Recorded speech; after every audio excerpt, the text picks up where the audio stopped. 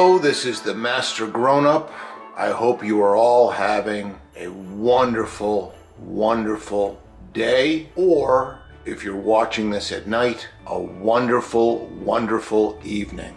Today is a very special episode of the Master Grown-Up. Today we will look at the top of this beautiful Christmas tree and think relaxing Christmas thoughts. So everyone, please sit back, relax, and enjoy this wonderful, soothing Christmas tree and bask in the feelings of holiday cheer.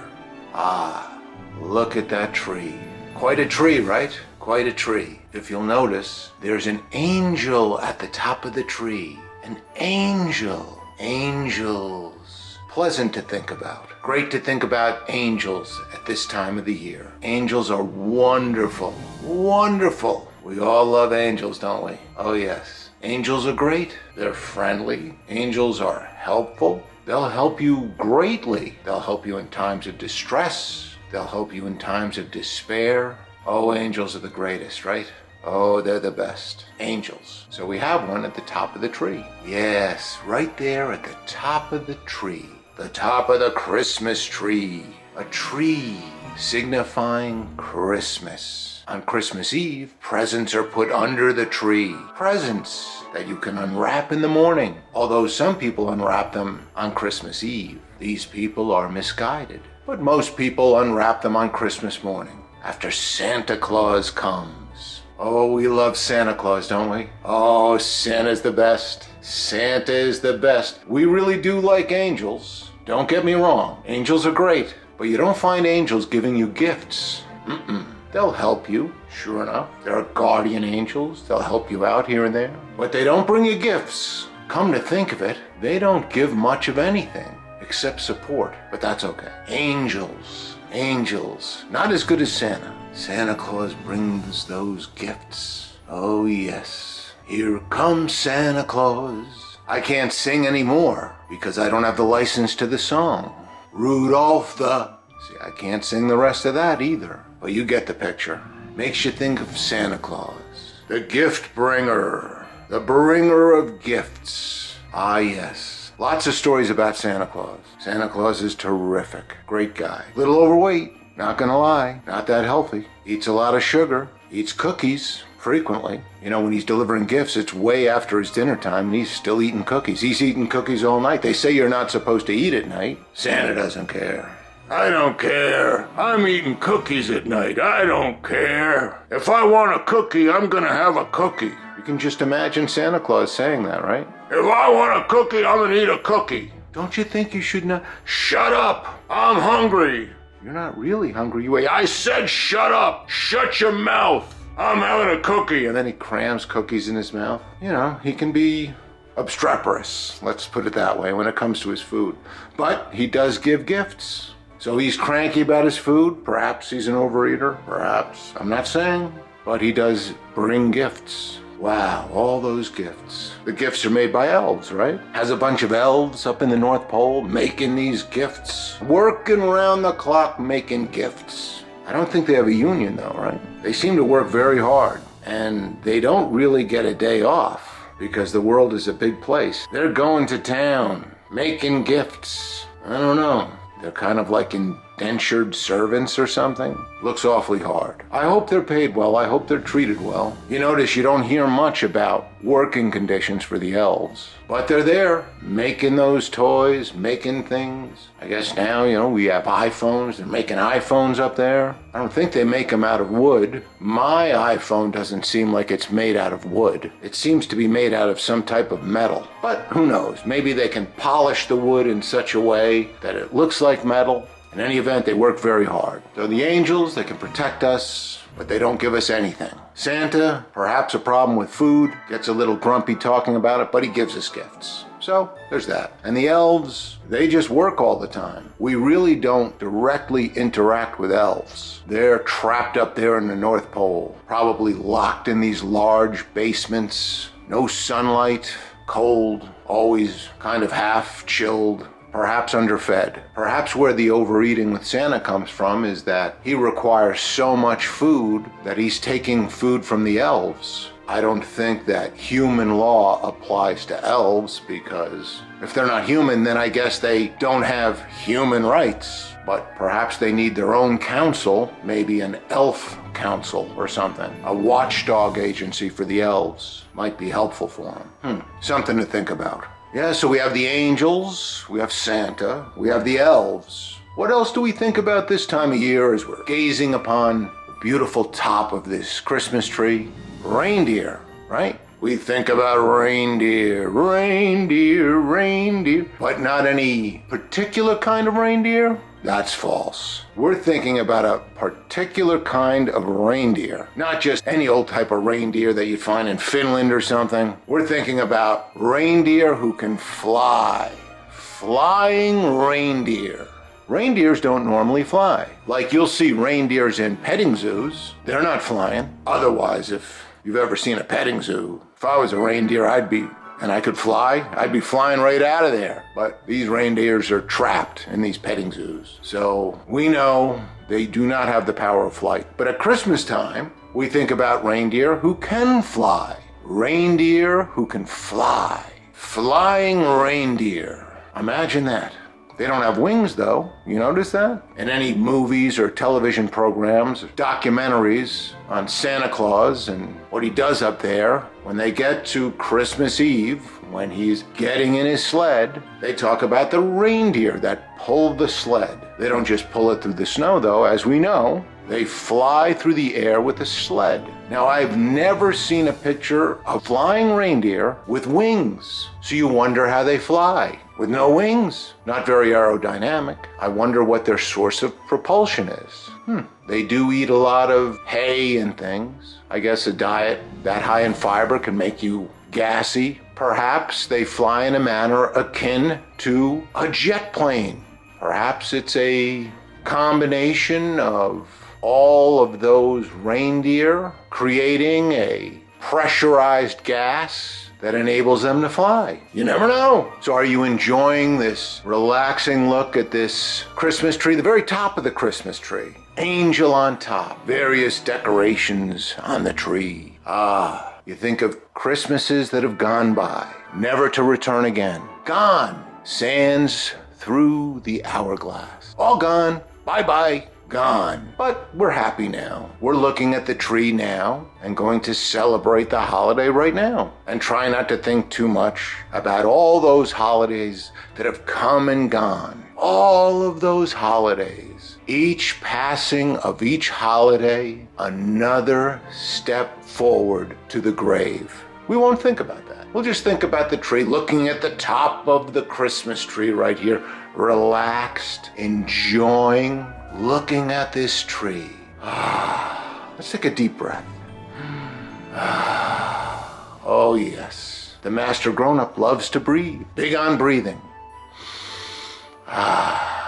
Breathing and looking at the tree.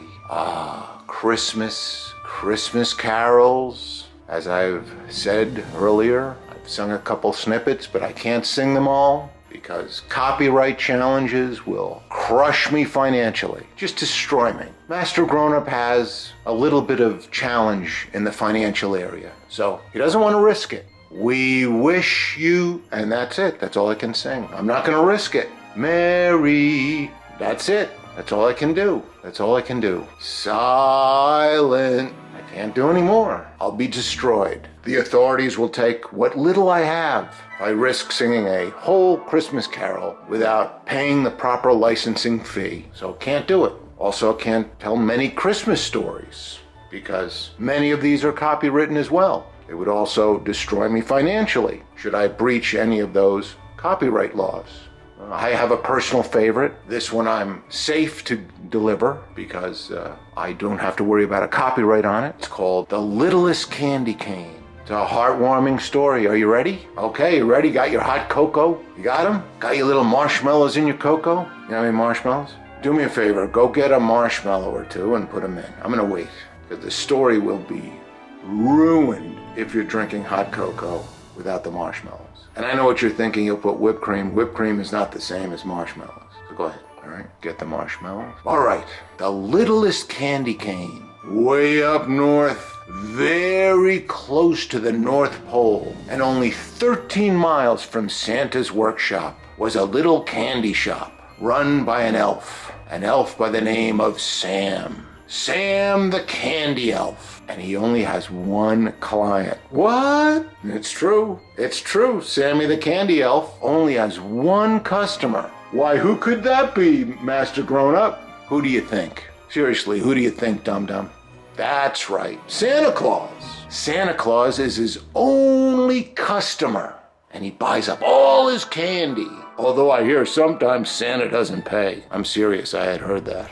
That's a whole nother story. I don't want to get into that in this piece here, but I've heard that from several people. In any event, Sammy the Candy Elf supplies all the candy to Santa Claus every year. And what do you think is his number one candy item during Christmas time?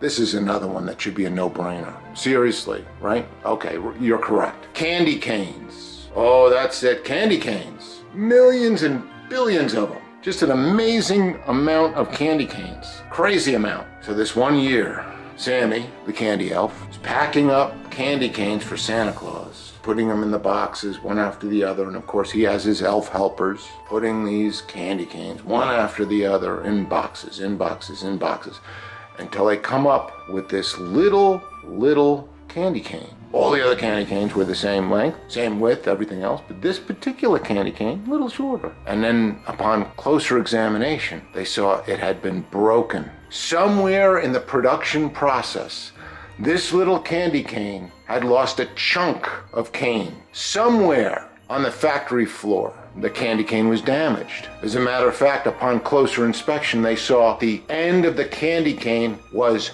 sharp and jagged. Very dangerous. Sammy, in fact, recoiled from the candy cane because as he touched it, just the slightest edge of the candy cane cut his little elf finger, and it started gushing blood. Ended up getting a couple stitches, but he looked at this candy cane. Running out of time, he's got to get these canes out. Can't ship this cane out. Not only is it smaller than the rest, it's broken and it has a jagged, sharp edge to it. What to do? He never had a broken candy cane before. Never ran into anything like this before. He's confused. He has no one to turn to because he's in charge. There's no one else in the world that knows more about candy canes than him. What can I do with this broken candy cane with a razor sharp edge? So, with his stitched up hand, now heavily bandaged, he carefully removed the broken candy cane and placed it on a silver tray on his counter. And then finished packing up the rest of the candy canes and shipped them all out. Later on, it was said he didn't know exactly why he was all confused because he should have just removed the defective candy cane. But he said at the moment he wasn't thinking clearly. It's one of those things. I mean, it happens to the best of us. Anyway, the candy cane sat on that silver tray on his counter for the next 100 years. 100 years came and went, minute by minute, hour by hour. The years slowly plodded by. But this broken candy cane with the razor sharp edge didn't move from that counter. It sat on that silver plate until one day not too long ago. Sammy the Candy Elf was in his factory, monitoring his workers as they made candy, when he heard a blood-curdling scream from outside his shop. He ran outside. Help! Help me! Help! He ran into the snow, looking for the cause of the screams. Who was screaming? And there he found a polar bear, writhing on the snow-covered ground of the North Pole, screaming and holding its little belly with his paws. Holding, ow, it hurts.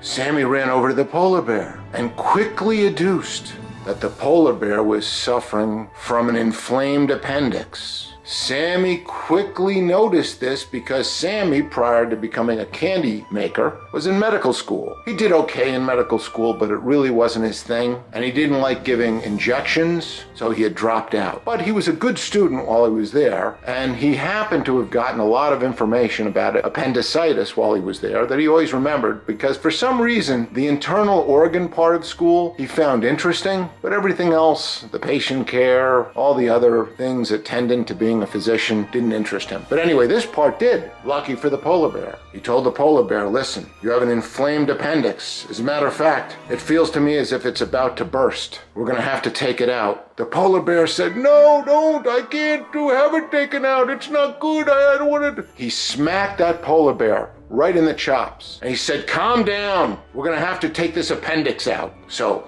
he dragged the polar bear into his shop. He looked around quickly for something sharp to cut into the polar bear, and then his eyes alighted on the broken candy cane with a razor sharp point. He had a flashback memory to 100 years before when he had cut his finger. Yes, this'll do it. So he quickly grabbed a table leg, crammed it in the polar bear's mouth so he wouldn't scream, and then grabbed the candy cane and cut deeply into the polar bear's stomach, slicing it open and reaching in with his little elf hand and yanking out the appendix, thus saving the polar bear's life. Of course, he ended up sewing him up again, reconnecting everything. I'm just speeding through the story for your sake. But he finished it off. He didn't just leave the polar bear gushing blood on the floor of his shop. No, he sewed everything up. He found some fishing line in the back because he liked to fish on the weekends. He sewed the skin up. He had a little problem with some of the fur on one part. It looked a little wrinkled. Years later, I guess the polar bear complained about it because he said the suture wasn't great or whatever. And Sammy was like, what are you talking about? I saved your life. You were dead. You're worried about a little suture problem?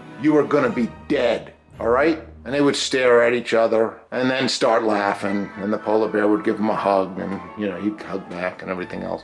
So anyway, that's what happened. The littlest candy cane, the candy cane rejected because it was damaged, saved a polar bear's life. Think about that, huh? At Christmas time, maybe you too can save a polar bear's life. All right then. We'll see you next time. Merry Christmas. Happy holidays. I wish you all the love and joy this season can bring you. This is the Master Grown-Up signing off. Goodbye.